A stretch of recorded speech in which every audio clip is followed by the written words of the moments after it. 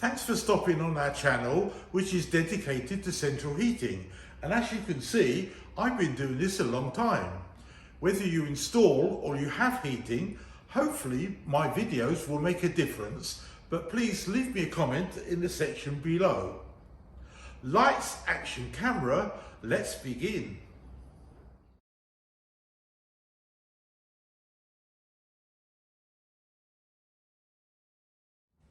Every day we hear about our fuel prices rising.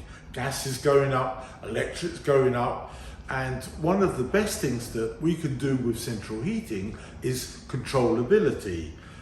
This Honeywell Resideo T4 is a brilliant upgrade which doesn't cost much money but can save an absolute fortune. And there are two versions. There's this one here which is wireless.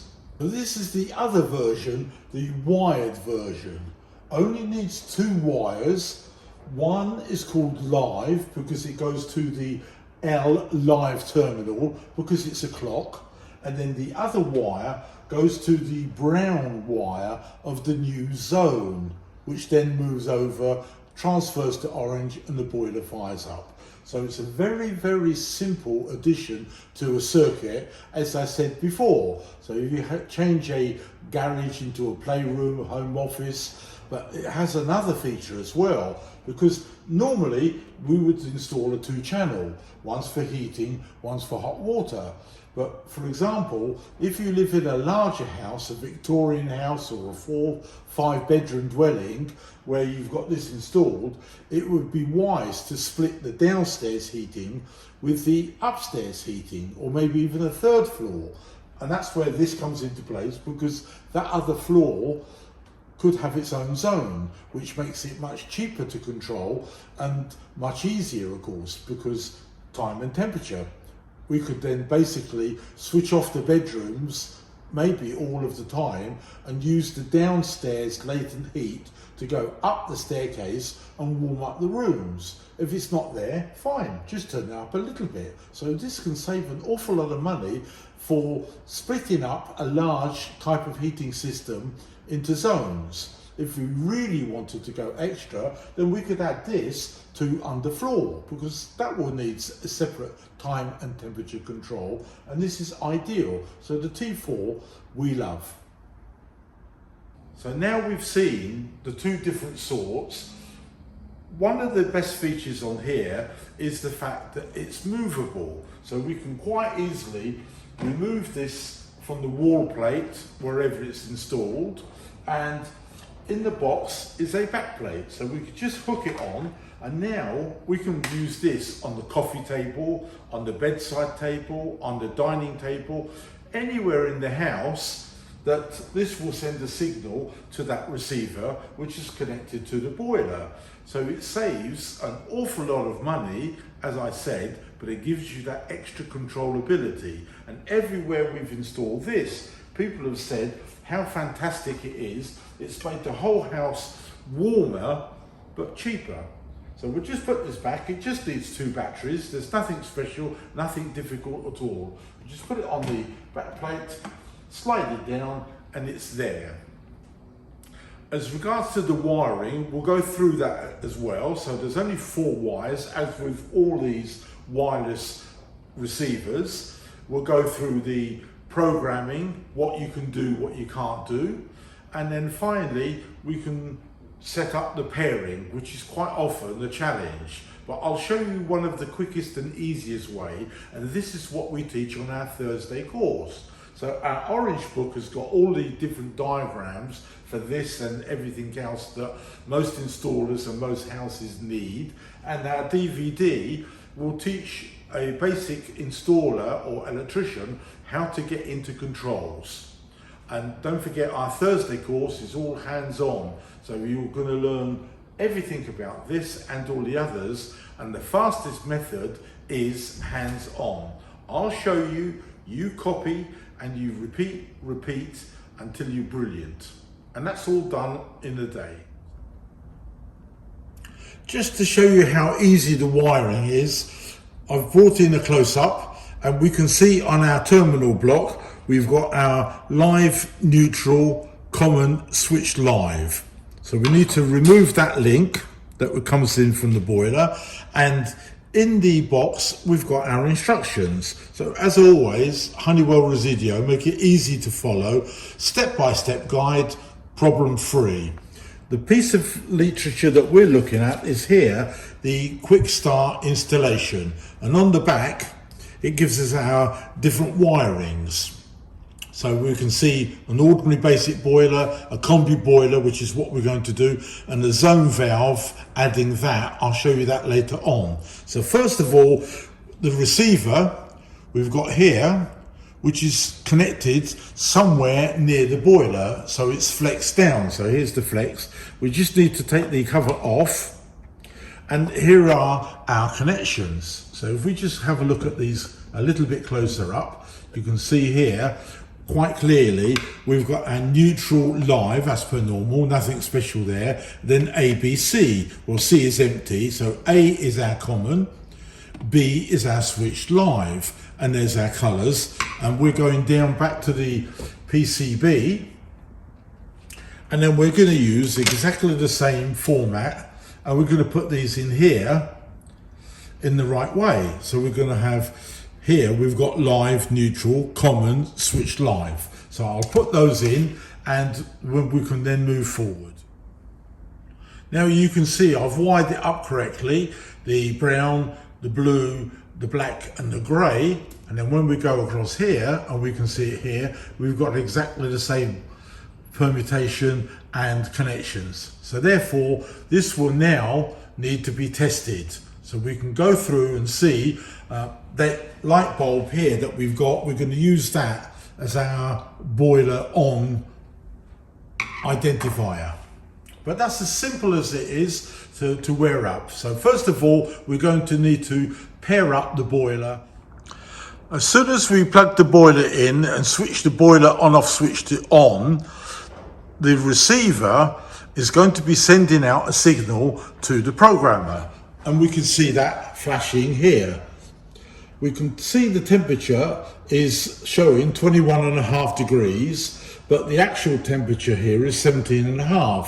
So what we do is we move this up so you can see it slowly going up to about 2 degrees above what it is, and it's going to send a signal. We can just see it here, it's sending, and it'll do that up to about 10 times. And it's failed. So what we do now is we simply turn it lower than 21 by a couple of degrees, and it's now going to send another signal to that. And it'll either pair or it won't pair. Here it's failed, the light's gone off. So let's try it a third time, and that's usually lucky. Third time lucky, it sends along, and if all goes well, the light comes on, you can see here, and the boiler's fired up. And that's how we pair these together. But there are instructions in the book just in case there's a power cut or something's gone wrong. But this is a nice quick way of doing it, and this is what we teach on our Thursday course. A really good feature are these other two terminals, and you can see them here marked OT, OpenTherm. So if your boiler has a couple of terminals along the PCB saying OpenTherm, that's what we would do. Don't use these, move these wires to here, and then down onto the boiler terminal strip. If there's an extra special one here, some of them will say OT. That's where you would put that black and grey wire. That is the cheapest of the cheapest of the cheapest. Here's a cutaway.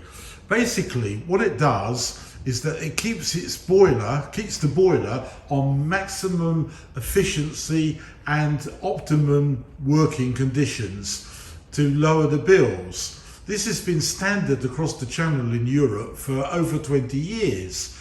And I might be wrong, but I've heard somewhere that this is a Honeywell Resideo invention of this type of protocol, and it's the recommended way of using smart or advanced thermostat controllers, which we're talking about this T4. So if your boiler is only been installed for the last few years, 5 years or less, just have a look at that PCB or your installer. Now, talking of installers, you should only employ a person who either comes from the boiler factory or is recommended by them on their website as a local hero, or someone who's been on a recognised course who has a certificate of proof that they have done the Honeywell course. Don't let anybody else touch your boiler because they won't be trained for it.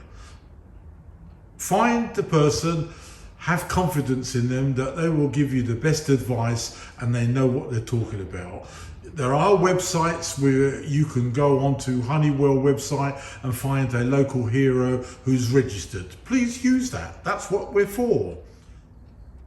Let me just show you a couple of features that we can do here. This is our main on and off, so we can just do that and everything goes to sleep. You're going away on holiday in the summer, whatever, there's a feature there. So we can switch that back on again. Here's our suitcase, so that's our holiday. So here we can just change how many days we're on holiday, 7, 14, and then we can preset it. Here we've got our other menus that we can see what we can select, the holiday mode, the frost setting, the engineer's call, etc, etc. So we can do that. We can press the back button and then we can see our features that we've selected. It shows a little signal wireless, our calendar and our clock. Obviously these don't need much explaining. We want to decrease the temperature that we want because we're too hot. We can take this down to 18 degrees, for example, and we just leave the system on at 18, because you can use this just as a room thermostat for a certain period of time and not bother with the program, just have it on constant. But obviously the cheapest way is time and temperature control. So we set the target is 18. So if the house drops below 18 degrees or wherever this thermostat is, then the boiler will simply fire up and keep the place just nicely warm. We might want a higher temperature here, for instance, in a playroom, we might want to be 22 degrees for the children, which is fine. So we'll make sure that it keeps up to that temperature and it just modulates best. But we can also just take it up a couple of degrees higher, for example 23 and a half, 24 degrees, and it'll just raise the temperature for 24. We can also add an extra hour of heating here, or 2 hours, whatever. It's all in the instructions, it's very simple to follow, but this is such an easy way of controlling the central heating system. It's much better than having a boiler clock and this thermostat here, which is costing a small fortune. So we just zoom that in again and we can see. So we want to get rid of those old-fashioned mains room thermostats and go much smarter, digital, more control, lower bills. Normally when we select central heating, we say, for example, switch the heating on at 7 o'clock, and that's what happens. Provided the room stat is lower than the actual temperature, the boiler will fire up, and by about 15, 20 past, maybe 7:30, the house has reached temperature. And that's not really good enough, but that's normal. Where we've got this brilliant machine is a function called optimization, and it's on page 9. So let me just show you how simple it is to activate. So firstly, we'll go into the menu bar and we press the minus button until we see that one flashing, and then we say OK. So to activate the function of preheat, it's on, so we press that. To switch it off on the end of the program, we do that again, and then we go back to the menu. What this has done is told the thermostat that we want 20 degrees at 7 o'clock, but the boiler may fire up at 10 to 7, 7:15, 6:30. But at 7 o'clock, we're going to get 20 degrees. But on the other side of it, as we're leaving, because we've pre-programmed the system to go to sleep at, let's say, 8:30 when we're all leaving, the boiler will be now told to switch off maybe at 8:15, and then the house is still warm enough for us to do getting ready to leave the property.